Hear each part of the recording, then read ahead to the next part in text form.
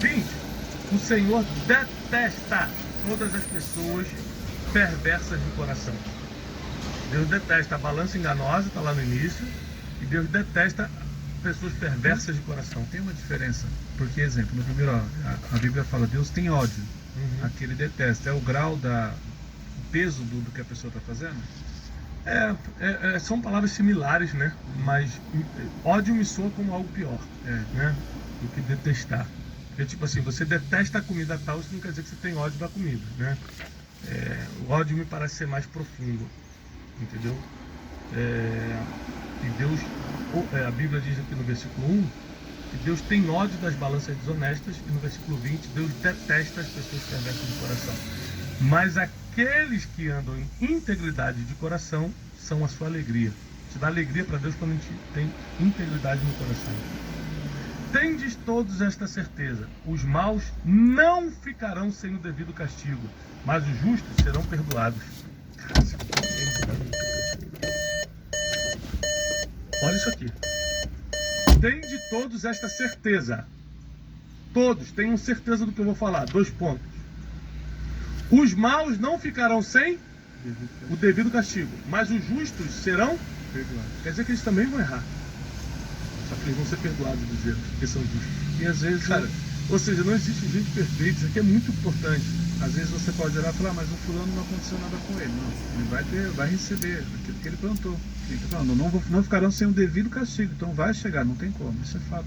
O ímpio que você está falando, ímpio, né? O mal. isso, mal. Porque os justos, eles às vezes erram e recebem, quem planta a colhe, de alguma forma ele vai receber, mas ele será perdoado. Isso que é lindo.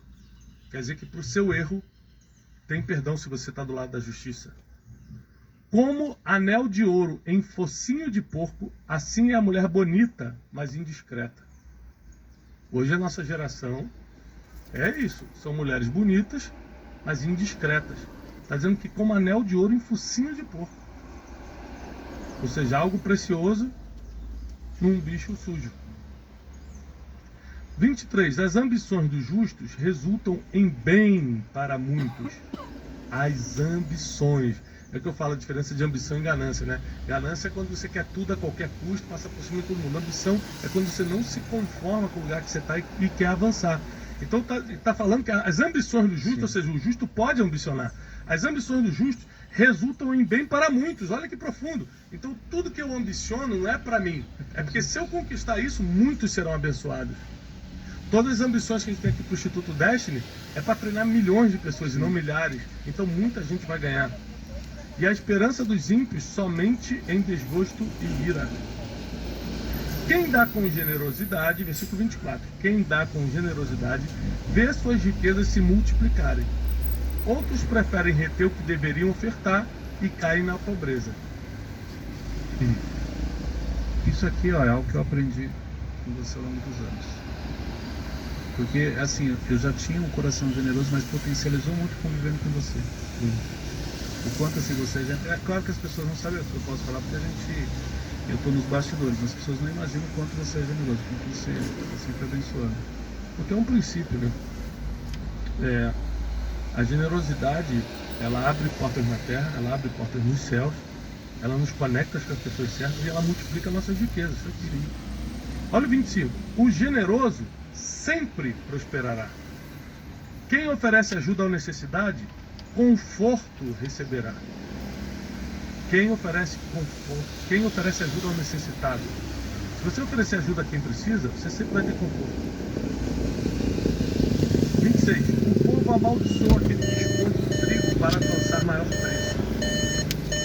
Mas a bênção alcança aquele que logo se dispõe a atender o povo. Gente, aqui está falando aqui sobre o limite para ganhar dinheiro. Sabe aquele negócio? Eu tenho, mas não vou dar para ninguém, porque eu vou esperar valorizar mais para vender 10 vezes mais caro. Mas se isso tira o pão do povo, é errado, o povo vai te odiar. Mas a bênção do Senhor alcança aquele que logo se dispõe a atender o povo. Eu tenho esse trigo, eu não vou esperar valorizar 10 vezes mais não. Não vou poder deixar o povo por favor, vou servir logo. Então aqui está a diferença de ambição e ganância. Isso é ganância. Eu vou esconder o povo que morra de fome, mas eu vou esconder para depois vender mais caro. Todas as pessoas que procuram bem serão respeitadas, porém o mal atropelará aquele que o busca. Quem deposita confiança em suas riquezas certamente vai se decepcionar, mas os justos florescerão como uma folhagem verdejante. Gente, riqueza é para você ter uma vida melhor, é claro, mas para você investir nas pessoas, para você investir no seu propósito, não é para você confiar nelas. E aqui também não acha porque está falando que você vai se decepcionar com as riquezas. Você vai se decepcionar se confiar nas riquezas. Nós precisamos aprender a ler a Bíblia. Não, por isso que muita gente fala, ser rico é pecado, ser rico não pode. Não pode porque você não está lendo direito. Está falando que você vai se decepcionar não se tiver dinheiro, se confiar no dinheiro. Se o dinheiro for só teu servo, se o dinheiro for patrocinador do teu propósito, da tua missão na terra, você não vai se decepcionar. Mas os justos vão florescer como folhagem verdejante. A pessoa que causa problemas para a sua família herdará apenas o vento, e o falto de juízo acabará sendo servo do sábio. O fruto da justiça é árvore da vida, e toda pessoa que conquista almas é sábio. Ou seja, isso aqui é um versículo que eu tenho desde a minha juventude.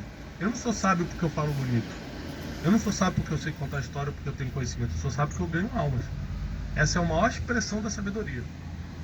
O teu objetivo principal é você ganhar almas. Por isso que, mesmo não sendo um evangelista de ministério, eu estou sempre falando de Jesus e ganhando almas. Versículo 31, último versículo. Se mesmo o justo é corrigido em sua caminhada na terra, quanto mais o ímpio e o pecador. Está dizendo o seguinte, que Deus corrige todo mundo, o justo e o ímpio. Mas se o justo, que faz as coisas quer ser corrigido, quanto mais, imagina o ímpio e o pecador.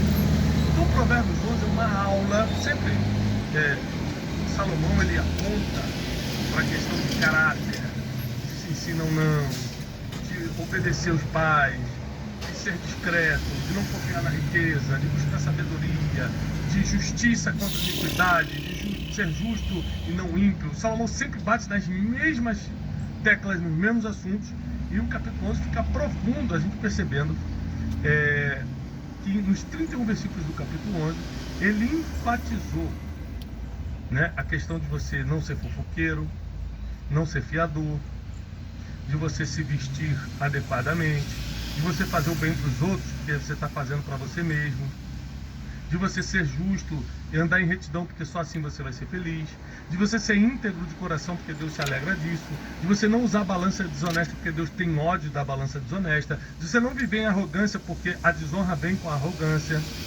Aqui também diz que o Senhor detesta os perversos de coração, então você tem que ser íntegro de coração. Diz que os maus não ficarão sem castigo, mas os justos serão perdoados.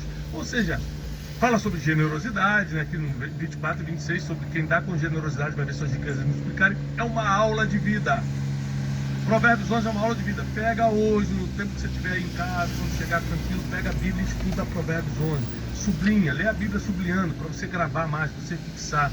É muito importante que você leve a sério esse estudo de Provérbios. Nós já estamos no capítulo 11. Quer dizer que só faltam 20 capítulos agora, que são 31 de Provérbios. Meu Deus, a gente estava quase um ano gravando.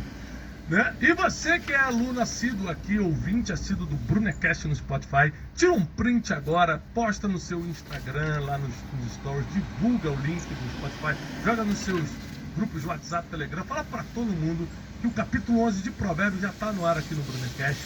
Essas semanas nós vamos ter muitos convidados especiais, prepara seu coração, tá vindo Brunecasts aí super, mas super ultra mega especiais, tá bom?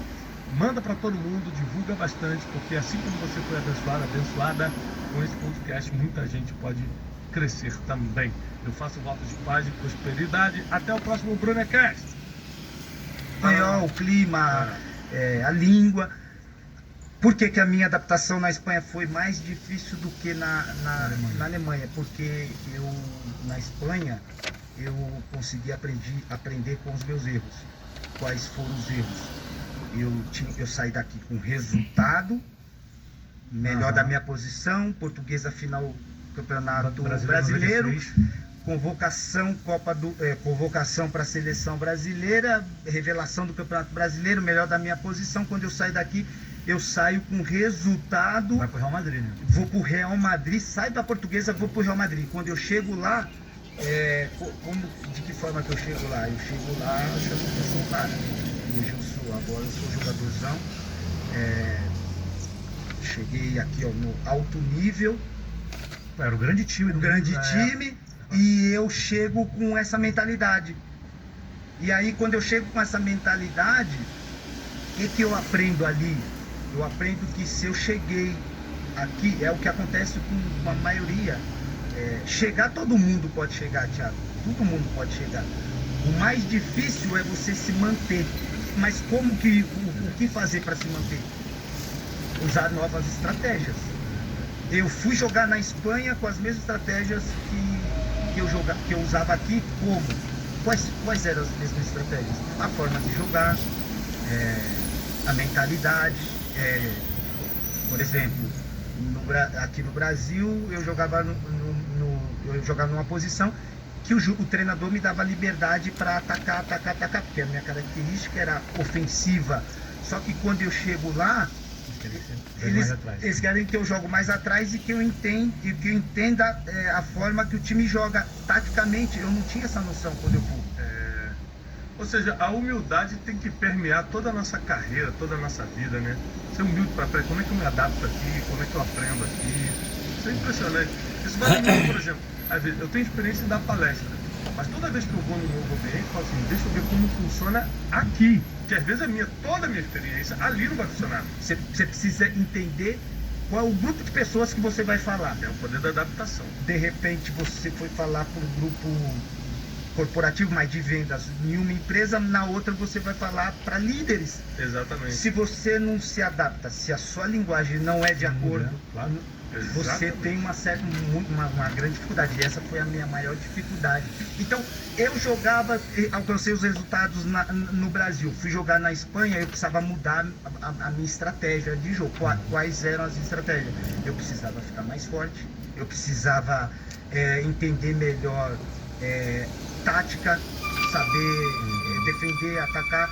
Eu precisava entender da cultura, como é que os jogadores, a cultura dos jogadores espanhóis, eu precisava entender, e isso eu não tinha ninguém para me auxiliar, e eu também não consegui fazer isso. E isso que me ajudou no processo da volta. Foi quando eu voltei para o Flamengo, emprestado, fui com um contrato de 5 anos, fiquei quase no Real Madrid. Precisei dar um passo para trás, e foi quando eu voltei para o Brasil, saí daqui, voltei. Só que quando a gente dá um passo para trás da nossa profissão, ou na área que a gente atua, muitos que dão esse passo para trás acaba não entendendo que às vezes dar um passo para trás nos faz ser humilde, reconhecer que precisamos melhorar em algumas áreas, e o passo para trás às vezes é só um impulso para você avançar. E isso, e a maioria ou alguns, o passo para trás às vezes é o fim, porque aí eu entro na área que você me perguntou, Thiago, aí emocionalmente, né? Aí já começa a trabalhar emocional, a pessoa começa a ser pessimista, já fala, poxa, saí, não volto mais, poxa, Brasil, Porque o grande sonho é ir na Europa, aí fica um ano, volta, alguma coisa deu errado. Se o cara se entregar emocionalmente ou se guiar pela opinião dos outros, já era. E voltou, não deu certo. Se você ficar escutando os outros, já era. E na nossa profissão é o que mais acontece hoje em dia. É por isso que hoje você vê, antigamente você via mais, mas hoje você vê poucos jogadores brasileiros indo na minha época, nos clubes na Alemanha, você tinha 4, 5 jogadores em clubes grandes. Hoje você não tem quase nenhum. E quando eu aprendo com o meu erro, quando eu saio, retorno, quando eu volto, eu consigo, como que eu consigo assimilar de onde veio o erro? Quando eu volto para a Alemanha, e quando eu chego na Alemanha, eu já volto com uma mentalidade nova, sabendo das estratégias que eu precisava colocar em prática para que a minha adaptação fosse melhor que na Espanha. E a primeira coisa que eu faço, o que é? Eu entendi que eu precisava ser humilde, e a humildade me fez chegar mais próximo